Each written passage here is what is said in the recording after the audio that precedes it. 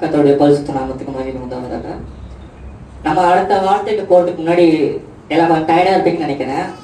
ஒரு சின்ன ஒரு கேம் விளையாடுவோம். எல்லாரும் ஃபேவரட்டாக நம்பர், எல்லாருக்கும் பிடிச்ச ஒரு நம்பர் என்னன்னு கொஞ்சம் சொல்றீங்களா? என்ன நம்பர்? 5.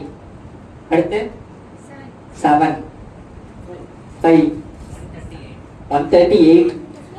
எனக்கு தெரிஞ்சு ஐயாவுக்கு பிடிச்ச நம்பரும் வந்து 3 தான் நினைக்கிறேன். நான் வந்ததுலேருந்து பிடிச்சி இல்லை, நான் வந்து உங்களோட மெசேஜ் எல்லாம் பார்க்கும்போது எப்பயுமே உங்க மெசேஜ்ல ஒரு 3 சப் டாபிக் இருக்கு. நான் வந்து இப்போ வந்து நான் ஒரு 2வது மாசம் நினைக்கிறேன். இது வந்ததுலேருந்து பார்க்குறேன் ஐயா எல்லா மெசேஜ்லையும் சூப்பராக அந்த ஒரு 3 டாபிக் வச்சு அருமையாக சொல்லியிருக்காரு. எனக்கு வந்து 3ஆம் நம்பர் ரொம்ப பிடிக்கும். 3ஆம் நம்பரு நான் கொஞ்சம் ரிசர்ச் பண்ணி பைபிளில் என்ன இருக்குன்னு பார்த்தீங்கன்னா, ஒரு 400க்கும் மேற்பட்ட தடவை நம்ம பைபிளில் வந்து 3ன்ற ஒரு நம்பர் வந்து இருக்குது. ஃபார் எக்ஸாம்பிள் பார்த்தீங்கன்னா அது 3 அப்படின்ற எக்ஸாக்டாக அந்த 3ன்ற நம்பர் இருக்கும். இல்லைன்னா வந்து 3 காரியங்கள் இருக்கும். லைக் ஆவி, ஆத்மா, சரீரம், பிதா, குமாரன், பரிசுத்த ஆவியானவர். அப்புறம் யோனா வந்து 3 நாள் வந்து மீனோட வயிற்றுல இருந்தாரு. ஆண்டவர் வந்து 3 மணி நேரம் சிலுவையில் தொங்கினாரு. 3வது நாள் உயிரோடு கூட இருந்துச்சாரு. இன்னொரு ஃபேக்ட் பார்த்தீங்கன்னா, ஏன் வந்து ஆண்டவர் மற்ற எல்லாத்திலையும் நம்ம வந்து பாவத்தை வந்து அவர் வந்து தீக்கலாம், ஏன் வந்து அவர் மரத்தை சூஸ் பண்ணாரு, ஏன் வந்து கிராஸ் சூஸ் பண்ணாரு அப்படின்னு பார்த்தீங்கன்னா, நீங்க ஆதியாகமத்துல பார்த்தீங்கன்னா அந்த சிலுவை அப்படின்றது நம்ம ஃபர்ஸ்ட் பாவம் செஞ்சது வந்து அந்த மரத்துல இருக்க அந்த கனியிலேருந்து எடுத்தது தான். ஸோ அவரு ஃபர்ஸ்ட் நடந்த அந்த ஒரு பாவத்தை நமக்கு வந்து சுமந்து தீர்க்கிறாரு. அப்புறம் ஏன் கைகள்னு கேட்டீங்கன்னா, நம்ம கைகளை கொண்டு தான் நம்ம அந்த கனியை எடுத்தோம். அதுக்காக கைகள்லாம் அவர் வந்து ஆணிகளை பார்த்தாரு. ஏன் கால்கள்னு கேட்டீங்கன்னா, ஃபர்ஸ்ட் மெசேஜ் ப்ராஃபஸி வந்து கால்களை பத்தி தான் இருக்குது. சரி, இதெல்லாம் ஓகே. மண்டையில அவருக்கு வந்து முள்முடி வச்சாங்க, அதையான்னு கேட்டீங்கன்னா, அவர் வந்து படைப்பின் சாபத்தை வந்து தீர்க்கிறாரு. நம்ம வந்து இந்த பூமியை படைச்சதுக்கு அவர் அதோட சாபத்தையும் தீர்க்கிறார். அவர் வந்து ஒட்டு மொத்தமா எல்லாத்தையுமே கவர் பண்ணி அவர் வந்து பூமியோட சாபத்தை வந்து தீர்க்கிறாரு. ரொம்ப அதிகமா இருக்குல்ல ஃபேக்ட்லாம். டயர்டாக வேற இருக்கு, வெயில் வேற அடிக்குது. அடுத்து கொஞ்சம் தாங்கமான தண்ணியெல்லாம் குடிச்சுக்கோங்க. அடுத்து நம்ம பேச போற வார்த்தை அதை பத்தி தான். வாசிக்கலாம். யோவான் 19ஆம் அதிகாரம் 28வது வசனம்.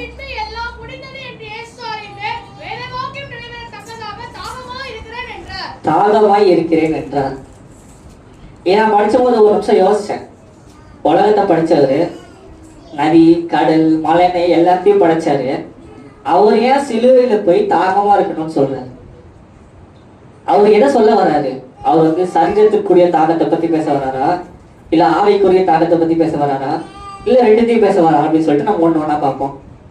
இப்போ ஒரு மனுஷன் சராசரியா ஒரு மனுஷன், இப்ப நானே வச்சுக்கோங்க, ஒரு 6 மணி நேரம் தண்ணி குடிக்காம இருந்தாலே என்னோட வாயெல்லாம் வறண்டு போய் என்னோட நாக்கு வந்து மேல் வாயோட போய் ஒட்டிக்கும்.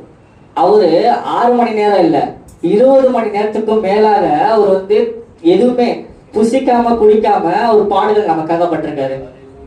தேர்ஸ்டே நைட்ல இருந்து அவர் விசாரிக்க ஆரம்பிச்சு அடுத்த நாள் அவர் சிலுவையில் அரைஞ்சு முடிகிற வரைக்கும் அவருக்கு எதுவுமே கொடுக்கல. இதுவும் நம்ம வந்து இது டீட்டெயிலா புரியறதுக்கு பிலிப்பியர் 2வது அதிகாரம் 6, 7, 8 வாசிங்க.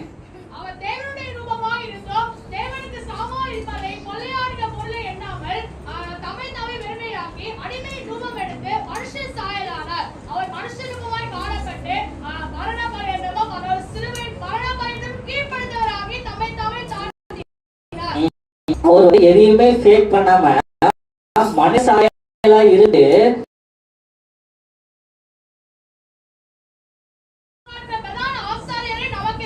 பாவமில்லாத பிரதான ஆசாரியரே நமக்கு இருக்கிறார் அப்படின்றாரு.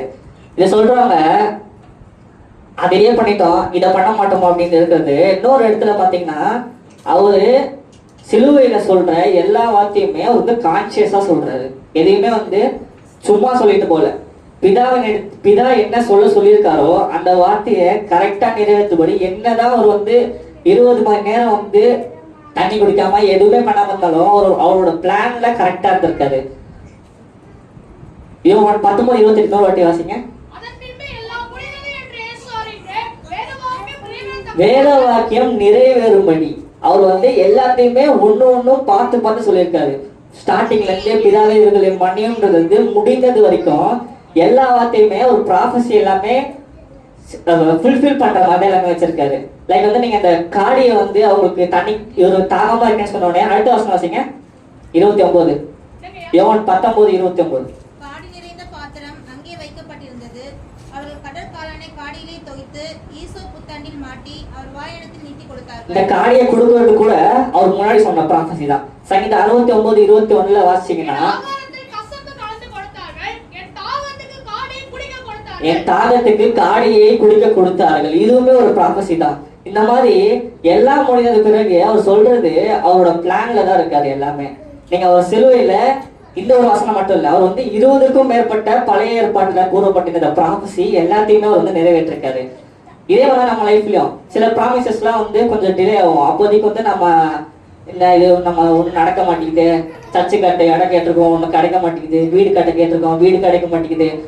நம்ம இப்ப எப்படி ஏசப்பா நம்ம அவரு பிளான்ல இருந்து எல்லாமே கண்ட்ரோலா பண்ணியிருக்காரோ அந்த மாதிரி நம்மளோட கஷ்டம் நம்ம போராட்டம் நம்ம வலி எல்லாத்தையும் அவர்கிட்ட கொடுத்துட்டு அவர் பார்த்து விட்டா அவர் நம்மளை வந்து கைவிடாத தேவனா இருக்கிறார். இன்னொன்னு இந்த தாகம் வந்து வெறும் சரீர தாகமும் மட்டும் இல்லாம அவர் ஆவிக்குரிய தாகத்தையும் மீன் பண்றாரு. ஏசாயா 55:1 வாசிங்க. 50 தண்ணீர்கள் அண்டைக்கு வாருங்கள். எங்க இருக்குது?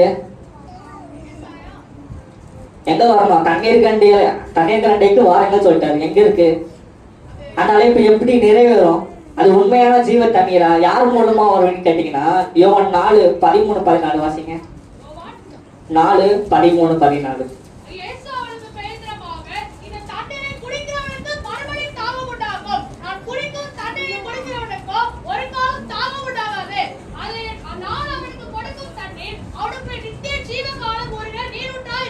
நம்ம இப்ப குடிக்கிற தண்ணி எல்லாம் வந்து சாதாரண தண்ணி, அது குடிச்சா நம்ம திருப்பி தண்ணி வந்துகிட்டே இருக்கும். ஆனா அவர் கொடுக்குற தண்ணீரோ ஜீவ ஊற்றாய் நமக்குள்ள வந்து ஊறிக்கிட்டே இருக்கும் அப்படின்றது. அதெல்லாம் சரிப்பா, இப்போ ஜீவ தண்ணீர் எங்க கிடைக்கும்னு சொல்லிட்டேன். யார் கொடுப்பா? எவ்வளவு கொடுப்பாங்க? எவ்வளவு கொடுப்பாங்க?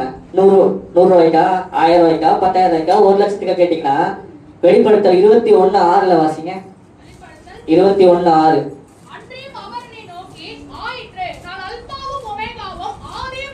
வெளிப்படுத்தல் 21:6.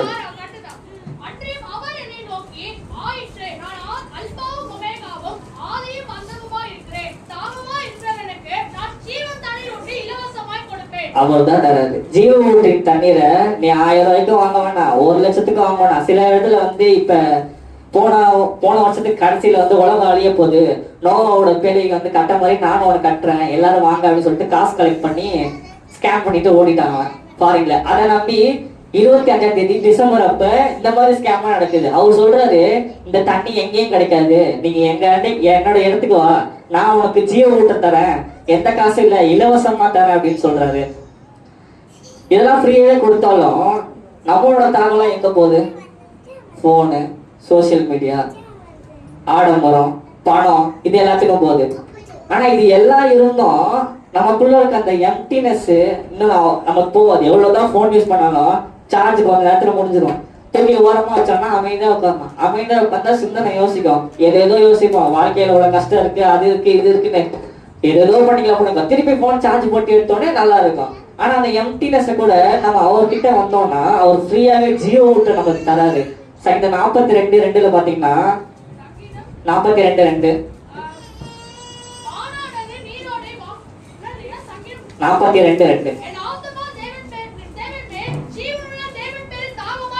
ஜீவனுள்ள தேவன் மேல் தாகமாய் இருக்கிறது. தாவீது வந்து சொல்றாரு. ஒரு கொஸ்டின் வந்துல, நம்ம லைஃப்ல என்ன தாகம்? கடன், நோய், வேலை, அன்பு கிடைக்காம கூட சில பேர் இயங்குறாங்க. சர்ச்சு கூட நம்ம கேட்டோம், அது இந்த வருஷம் நம்மளுக்கு வந்து கர்த்தர் நிறைவேற்றிருக்காரு. ஹல்லேலூயா. நம்மளுக்கு இந்த வருஷம் நம்மளோட தாகத்தை இப்ப சொல்றாரு, உன்னோட தாகத்தை நான் கேட்டேன், உன்னோட தாகத்தை நான் வந்து தீர்த்திருக்கேன் அப்படின்னு சொல்றாரு. இது நம்மளுக்கு வந்து மனுஷன் நம்ம வந்து கொஞ்சம் எப்படி சொல்றது, பேராசை பிடிச்சாங்க. ஒண்ணு வந்து இது கட்சிச்சுன்னா அடுத்தது கேட்போம். அவர் அதையே சொல்றாரு, நீ என்ன வேணா கேளு, ஆனா என் வேணா நம்பிக்கையாரு, நான் உனக்கு தரேன் அப்படின்னு சொல்றாரு. இதெல்லாம் கொடுத்தாலும் நம்ம அவருக்கு பதிலுக்கு என்ன கொடுக்கணும்? கை காலில் ஒண்ணு குத்திக்க வேணாம், தீமெல்லாம் நடக்க வேணாம், அது ஜஸ்ட் ஒரு ஒரு விஷயம் தான். அவருக்காக பண்ண போதும். அவரை நோக்கி பார்த்து தேங்க் பண்ணா போதும். நீங்க கொடுத்ததுக்கு நன்றி. அவர் அன்னைக்கு வரணும், அவரை பத்தி மற்றவங்களுக்கு சொல்லணும். அவ்வளவுதான், சிம்பிள். அவருக்கு நன்றி சொல்லணும், அவர் கிட்ட வரணும், மற்றவங்களை பத்தி அவரை சொல்லணும். அவ்வளவுதான், சிம்பிளான விஷயம். இதெல்லாம் ஓகே சார். இப்ப இது சரீர தாகமா ஆவிக்குரிய தாகமா கேட்டீங்கன்னா 1 தீமோத்தேயு 3வது அதிகாரம் 16வது வசனத்தை வாசிங்க. 3வது அதிகாரம் 16வது வசனம்.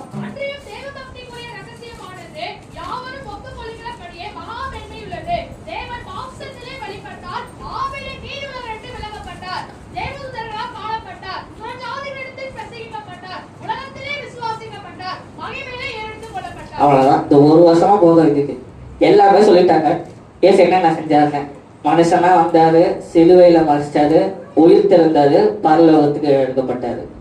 அவரு ஆவிக்குரிய தாகத்தையும் சொல்லியிருக்காரு, சரீரத்துக்குரிய தாகம் சொல்லியிருக்காரு. 4வது பேசின அவங்க சொன்னாங்க, சிஸ்டர் சொன்னாங்க, அவர் மனிதனாக தான் இருந்தாரு அப்படின்னு சொல்றது. நான் விசுவாசிக்கிறேன், ஒரு மனிதனாகவும் இருந்தாரு, தேவனாகவும் இருந்தாரு. நான் விசுவாசிக்கிறேன். ஹல்லேலூயா. அது இதெல்லாம் யாருக்காக பண்ணாங்க? நமக்காக பண்ணாங்க. இல்லை, கண்களை மூடி நம்ம ஜெபிக்கலாம்.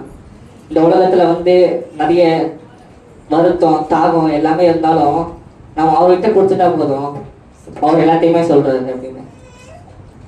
வருத்தம், பசிதாகம், மன துயரம் அங்கே இல்லை. வருத்தம், பசிதாகம், மன துயரம் அங்கே இல்லை. மீட்பிடம்